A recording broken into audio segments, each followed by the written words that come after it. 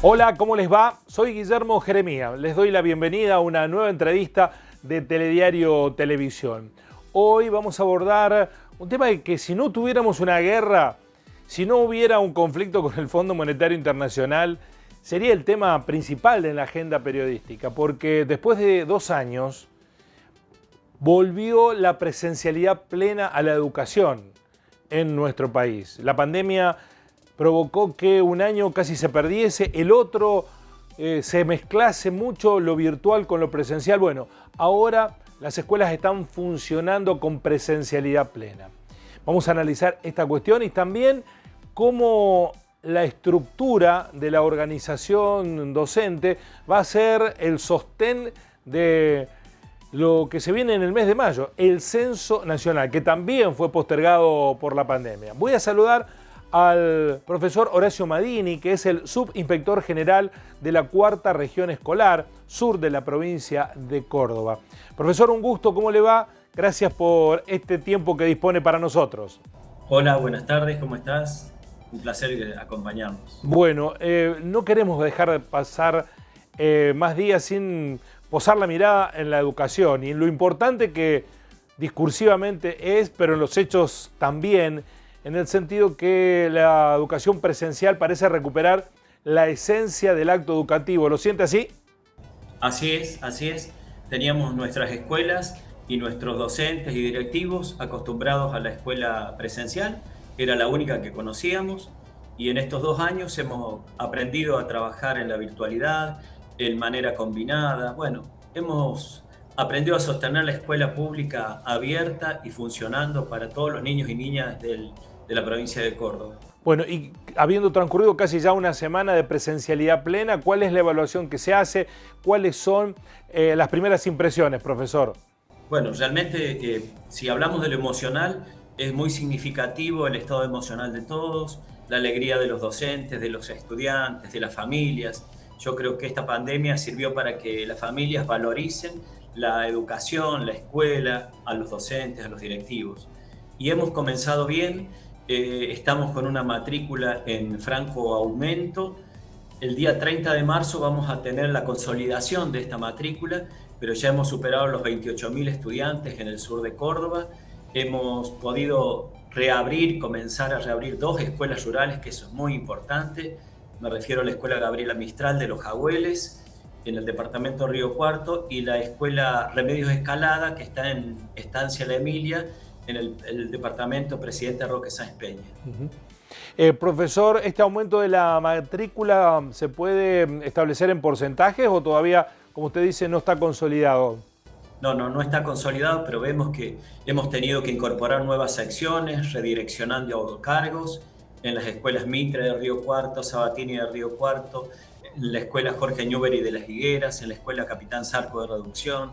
Eso da muestra de que están concurriendo los niños y que estamos necesitando espacio físico y bancos, como dicen los papás, para ellos. Es decir, que están yendo a... ¿Han comenzado el ciclo más alumnos más chicos que antes de la pandemia o es un efecto rebote producido por la pandemia? Y estimamos que son ambos factores que están influyendo. Lo vamos a tener cuando tengamos la estadística clara para poder hacer un cuadro comparativo de la situación. Bueno, pero esos alumnos no estaban en las aulas, bienvenido sea. Sí, o quizás estaban en aulas en otras provincias, en otros sectores, o no iban a las aulas y ahora están concurriendo. Así que sí, por supuesto, bienvenidos sean todos los alumnos, todos los docentes, todos los directivos. Es decir, que han tenido que crear en las escuelas públicas del sur de la provincia de Córdoba, en muchas de ellas, más primeros grados. Así es, más primeros grados para que puedan estar trabajando. Especialmente en Las Higueras necesitaba, la escuela Sabatini de aquí, la escuela Mitre. Hemos fortalecido para que todos tengan y estén cómodos en esta pandemia y que nos podamos seguir cuidando. Bueno, a propósito de eso también está esta cuestión de por medio, cómo han funcionado los protocolos, los cuidados que se han establecido, se respetan, hay situaciones conflictivas, profesor. Nosotros tenemos un protocolo y una resolución 78 que nos indican los procedimientos a tener en cuenta y hemos tenido algunas dificultades, pero puntuales no son muchas. y hemos ido trabajándolas con los señores inspectores, con los equipos directivos. Se han superado casi todas, debe quedar algún foco muy, muy solitario en algún lugar.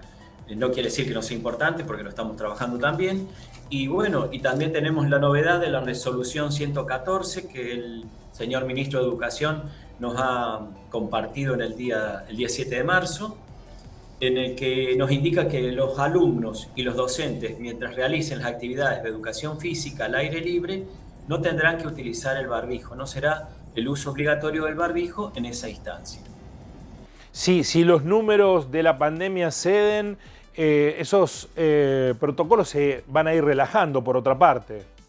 Así es, vamos analizando, el Ministerio de Educación junto con el Ministerio de Salud van analizando los distintos indicadores para ir flexibilizando y trabajando respecto a los protocolos vigentes, que son modificables, por supuesto. Hablaba con docentes en los diferentes espacios periodísticos que tenemos y nos decían que incluso está muy aceitado el mecanismo si aparece algún caso sospechoso relacionado con COVID. Hoy hay una hoja de ruta para seguir. Así es, tenemos un cronograma que es un flujograma que nos va indicando qué hacer en cada caso. Por ahora no lo hemos tenido que trabajar, gracias a Dios, pero bueno, eso nos indica que tenemos que seguir cuidándonos y manteniendo el protocolo que está vigente en todas las escuelas públicas. No han tenido que activar ninguna situación excepcional por aparición de casos de COVID en las escuelas públicas en el sur de Córdoba. No, hasta el momento no tenemos noticias, así que no se ha activado ningún caso. Bueno, eso es un muy buen dato de la realidad. También está establecido el protocolo pedagógico si llegan a aparecer nuevos casos, es decir, ya hay la idea de que se combinará lo presencial con lo virtual. Bueno, siempre hablamos durante estos 2 años que teníamos que aprovechar todas estas experiencias virtuales que hemos tenido para que en caso de volver a la virtualidad estemos preparados, que no nos agarre desprevenidos como ocurrió hace 2 años. El Ministerio de Educación de la provincia de Córdoba ha establecido 3 programas que son para el bienio 22 y 23, como para tratar de subsanar aquellos déficits de aprendizaje, aquellos aprendizajes débiles que hayamos tenido. Estos programas son Leer y Escribir el mundo desde las escuelas de Córdoba, Pensar y Contar Matemática, y Leer y Escribir y Pensar en la cultura digital.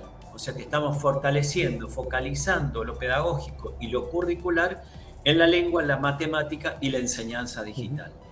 Hablando de lo curricular, este año se va a intentar reforzar contenidos que no se pudieron administrar convenientemente tanto en el 2020 como en el 2021. Sí, estos 3 programas vienen para eso, para fortalecer esos contenidos o subsanar los que no se pudieron dar por distintas causas. Muchas veces no era culpa de la escuela ni del estudiante, sino por distintas circunstancias que no se podía trabajar, o no se llegaba con la fotocopia, o había imposibilidad de comunicación en las familias. Pero bueno, estamos trabajando en eso. También en el sur cordobés, en los 4 departamentos, vamos a tener 30 escuelas que están incorporadas a un programa que se llama Volver a la Escuela, que van a trabajar la vinculación o la desvinculación que exista de aquellos niños que han quedado con algunos aprendizajes no construidos, con algunas deficiencias en su trayectoria escolar. Vamos a estar apuntalándolos y colaborando con talleristas, con coordinadores, estando junto a ellos. Por fuera de las aulas tradicionales es esto. Claro, es como el programa que teníamos, Puentes, Volver a la Escuela, que era acompañar, que lo tuvimos en los años de la pandemia. Nos decía que aumentó la matrícula, también aumentó la necesidad de docentes, los nombramientos de suplentes que se quejaban algunos de que no se habían producido con el comienzo ya materializado de las clases, ¿se han ejecutado? Sí, bueno, todo este volver a la presencialidad ha llevado a una reestructuración, ha habido cambios, ha habido jubilaciones, ha habido movimientos y todo el engranaje administrativo también necesita de una adecuación. Quizás eso ha sido una de las causas por la que los apoyos administrativos han demorado un poquito en la designación de los suplentes e interinos. Ya lo hemos solucionado en la 4ª región. En las escuelas base comenzamos el día previo a las clases, a las actividades, o sea que ya los docentes contaban con los actos públicos. Y en la ciudad de Río Cuarto, que es el apoyo administrativo, tuvo su primer acto público el día viernes. Y este próximo viernes, mañana, van a tener el próximo acto público para designar aquellos cargos que no han quedado cubiertos, pero en su mayoría más de 200 cargos se han cubierto. Bueno, es decir que no van a faltar docentes en las aulas, pero sí me hablaba usted en otra entrevista que hicimos en el programa de radio de que hay crisis de vocación en algunas zonas, sobre todo en las ciudades pequeñas, las localidades más chicas. Así es, hay como, no sé si es una crisis, pero algo está pasando porque en las LOM, que son las listas de orden de mérito, nos estamos quedando sin docentes. Se hacen los primeros actos públicos, se cubren los cargos, pero luego en el transcurso del año nos están faltando docentes y tenemos que recurrir a otras localidades, a otros padrones. En Río Cuarto no se nota porque hay mucha demanda, pero también hay mucha oferta educativa en los institutos de formación docente. Pero en el interior estamos viendo esa necesidad. ¿A qué cree que obedece? ¿Hay una crisis vocacional? ¿Es una cuestión coyuntural? ¿Es un fenómeno que vienen observando desde hace tiempo? Sí, se viene observando desde hace tiempo, cada vez son menos los docentes que egresan por distintas circunstancias, quizás porque eligen trabajar en otros lugares más redituables o porque su vocación no es la de enseñar, deben ser distintos factores. Usted es un hombre con experiencia en la educación, puede ser que también este cuestionamiento constante, permanente, sobre todo de los padres, que en otro tiempo tenían al docente como una especie de segunda madre, segundo padre. Hoy están muy cuestionados los padres. El rol de los docentes, además, ha tenido que asumir el compromiso social de no solamente enseñar, sino detectar traumas de la niñez. ¿Esto retrae la vocación, cree usted? Todo influye, Jeremías, todo influye, pero estamos para eso, para cuidar, para acompañar a los docentes, a los directivos, para contener a las familias. Estamos trabajando para tener una convivencia armónica dentro del respeto, del cuidado, que es muy importante para poder desarrollar nuestra tarea y nuestra vocación docente. Bueno, también lo salarial, ¿no? Tal vez en las grandes urbes, que hay más crisis laboral, sea una salida para muchos ser maestro, ser docente. En las localidades pequeñas a lo mejor hay mayor posibilidad de acceso a trabajos que desplaza el interés de la docencia. Sí, seguramente son distintos factores que influyen y en este momento se está viendo una carencia de docentes, una necesidad de tener más docentes en el interior.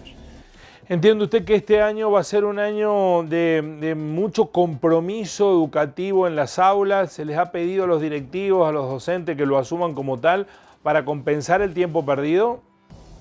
Sí, yo siempre les digo a los supervisores, a los directores, que tenemos un gran desafío, porque es volver a la presencialidad y recuperar todo lo que no se pudo de estos 2 años. Así que, pero ya han comenzado a planificar, están realizando proyectos, los señores inspectores los están acompañando, estamos trabajando, estamos funcionando, estamos trabajando, tenemos el apoyo de la Dirección General de Educación Primaria, de la Dirección de Planeamiento Educativo.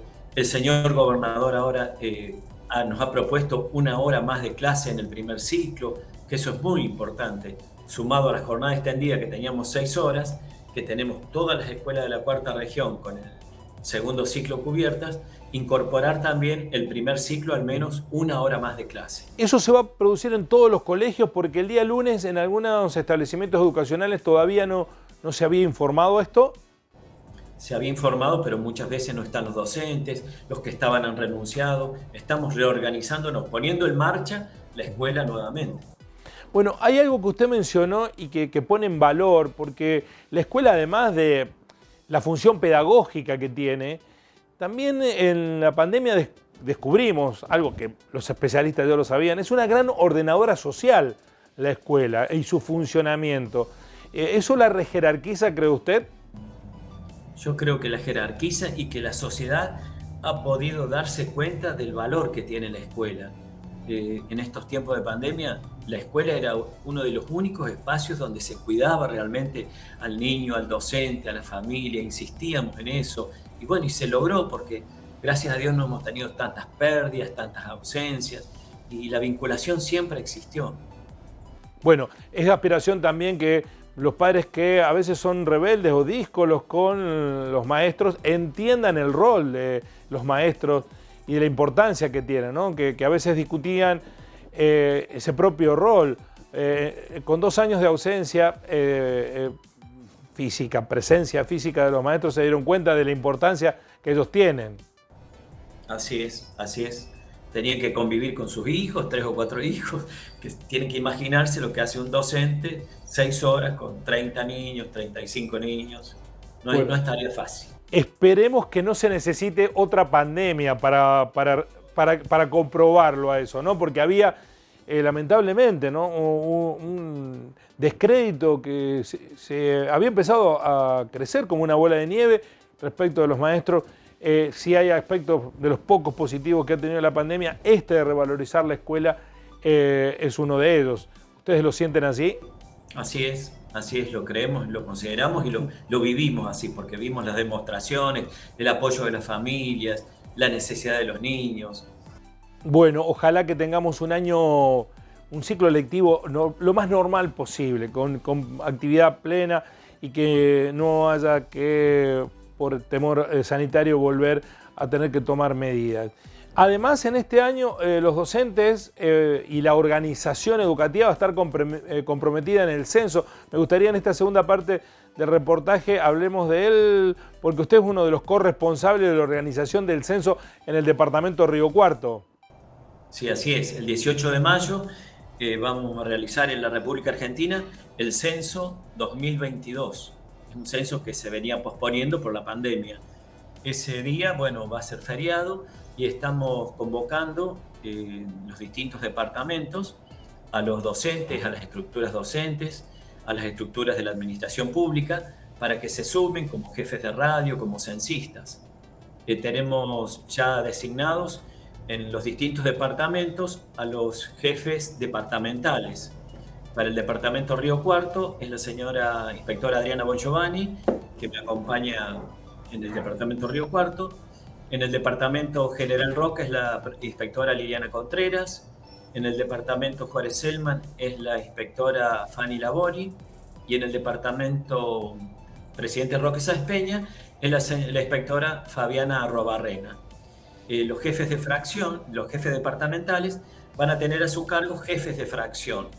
En el departamento Río Cuarto vamos a tener 40 fracciones que van a comprender todas las localidades, comunas y zonas rurales del departamento, y a su vez estos jefes de fracción van a tener jefes de radio, van a tener asistentes de sus jefes de fracción y van a tener los censistas, que van a ser quienes el 18 de mayo van a salir a visitar los hogares. La particularidad de este censo es que va a ser híbrido. Desde el 16 de marzo, el que lo desee, en la página de Censo 2022, va a poder realizar sus preguntas, responder sus preguntas vía web, y luego el día 18 de mayo va a pasar el censista y le van a dar el código que le va a dar cuando ellos carguen sus respuestas. Así que va a facilitar la tarea y no le va a quitar tiempo a las familias que están. Es decir, que la semana que viene ya uno puede empezar a contestar el censo. Tiene que bajarse en papel físico el formulario, o lo puede contestar en la propia web. No, lo contesta en la web, pone guardar, cliquea en guardar y le va a salir automáticamente un código. Ese código, cuando llegue el censista el 18 de mayo, se lo presenta y el censista no le va a hacer más que 2 preguntas respecto a ese código y se retira. Y nada más. Es decir, que el tiempo de duración del censo por domicilio, ¿en cuánto lo estiman? Y va a ser minutos el que lo realiza por la web, y el que tenga que responder las preguntas va a ser un poquito más lento. Sí, conduce un poquito más, media hora por domicilio. Quizás no tanto. ¿Cuántas personas van a estar aplicadas en el departamento Río Cuarto a la realización del censo? Bueno, yo sacaba la cuenta más o menos 600, pero no, es mucho más. Es mucho más porque tenemos 40 fracciones. En cada fracción tenemos por lo menos entre 12 y 23 radios, que tenemos que tener los 23 radios por tantas fracciones, y a su vez cada radio va a tener una serie de 18, 13, 15 censistas. Así que van a superar, cerca de 1000 personas va a haber afectadas ese día en el censo. ¿Que todas están ligadas a la actividad docente o no necesariamente, profesor? Nosotros estamos tratando de formar una estructura primero con el sector docente, pero no nos va a ser suficiente. Vamos a tener que buscar en la administración pública o en los estudiantes avanzados que se quieran inscribir para censistas. Va a ser una tarea remunerada, así que yo los invito a que se inscriban. Se tienen que inscribir en la página del INDEC, Censo 2022, para censistas. Y los docentes o directivos que quieran ser de todos los niveles, que quieran ser jefes de radio, que hablen con los señores inspectores de zona, que ellos van a estar a cargo del reclutamiento, por así decirlo, de esta gente. ¿Qué remuneración está prevista para los censistas? Los censistas van a cobrar 6.000 pesos por ahora, nos dicen eso, los urbanos, y 8.500 pesos quienes trabajen en la ruralidad. En la ruralidad, que el censo comienza antes en la ruralidad, ¿no? Comienza una semana antes. Una semana antes por las dificultades que tiene de acceso a los lugares. Y la otra cuestión, para ser censista, ¿qué condición hay que tener? Principalmente tiene que conocer la zona a la que va a censar, tiene que hacer un recorrido previo, bueno, tiene una capacitación, todos tenemos una capacitación previa al censo. Hay que cumplimentarla y una vez que la cumplimentas, te habilitan para hacer el cargo que tienes o te dicen que no lo podés acceder. Tiene que conocer y tiene que manejar, tiene que poseer celular con datos cargados y manejar el celular, porque a donde vayan, a cada hogar que visiten, van a tener que dejar registrado en una app el lugar al que han visitado para dejar constancia que han ido a ese hogar. Todo eso va a ser una capacitación previa la que le permita acceder a esa herramienta, ¿verdad? Así es. En este momento se están terminando de capacitar los jefes de fracción y el día lunes próximo, 14, a las 18 horas en el Centro Cívico, vamos a presentar a los intendentes y jefes comunales del departamento Río Cuarto el censo 2022. ¿Cuándo va a ser esto? El lunes próximo, 14, a las 18 horas en el Centro Cívico, para los señores intendentes y jefes comunales del departamento Río Cuarto. Los demás departamentos lo están haciendo paulatinamente. ¿Porque van a necesitar apoyo de alguna logística de los municipios? Así es, no solo de los municipios, sino también de la Fuerza de Seguridad. Claro. ¿Creen que hay expectativas positivas respecto a la llegada de los censistas? En otro tiempo, con la cuestión de la inseguridad, se sembraban temores. ¿Cómo ve el escenario en esta oportunidad, profesor? Y yo creo que recién se está conociendo en la población en general el censo. Así que bueno, vamos a movilizar, vamos a concientizar, vamos a difundir para que todos lo hagamos y nos conozcamos, porque el sentido del censo es que nos conozcamos, cuántos somos, cómo vivimos y dónde estamos. Sí, hay que decir que no es una herramienta de acumulación estadística caprichosa, es una herramienta vital para la planificación de una sociedad. Así es, que le sirve a cada municipio como un insumo para su planificación. Bueno, uno de los problemas que tuvo la diagramación del esquema de vacunación es que los datos censales estaban muy desactualizados porque hacía una década que se habían tomado los últimos relevamientos. De allí que se necesita la colaboración de la población en un censo. Así es, para toda planificación nosotros los vemos en educación. Tenemos que hacer algo, tenemos que ver estadísticamente cómo estamos, dónde estamos, cuántas secciones tenemos, cuántos alumnos tenemos, qué necesitamos. Bueno, los niveles de analfabetismo que todavía quedan bolsones, eso se detectan en los censos y se va a poder incluso ajustar políticas educativas para ir en busca de esos analfabetos. Así es, para todos los sectores, no solo educación, la economía, todo es muy importante. La carga de capacitación para los que aspiren a ser censistas, ¿es con reuniones presenciales o es todo virtual? No, todas las capacitaciones son virtuales. Hay un aula virtual en la que uno ingresa y va realizando los módulos con una autoevaluación. Al finalizarlo se hace una encuesta y si la aprobás te dan un certificado que te habilita para tal fin.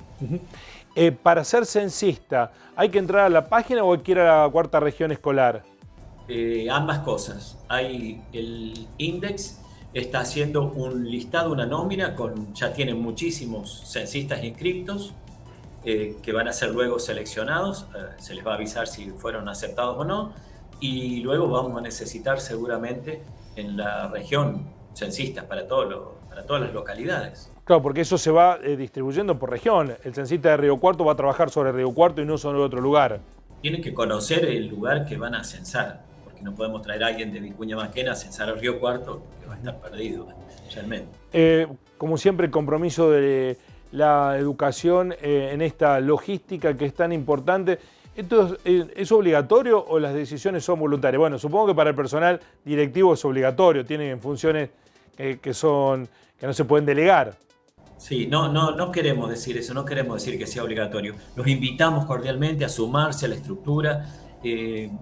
Nos están ofreciendo que la estructura educativa sea la que lleve adelante el censo, así que invito a los directivos, a los docentes, a los secretarios docentes, a la gente que esté en pasividad, que se sumen a este censo, que lo estamos invitando cordialmente y que van a percibir una evolución que a lo mejor no es tan importante, pero que siempre ayuda y sirve. Profesor Madini, muchísimas gracias por este tiempo, por plantearnos el escenario con el que comenzó plenamente el ciclo lectivo 2022 en presencialidad efectiva y también por darnos la información relacionada con el censo que se viene en el próximo mes de mayo. Ha sido muy amable. No, el agradecido soy yo. Muchísimas gracias por estar siempre atento a la educación y estamos a su disposición.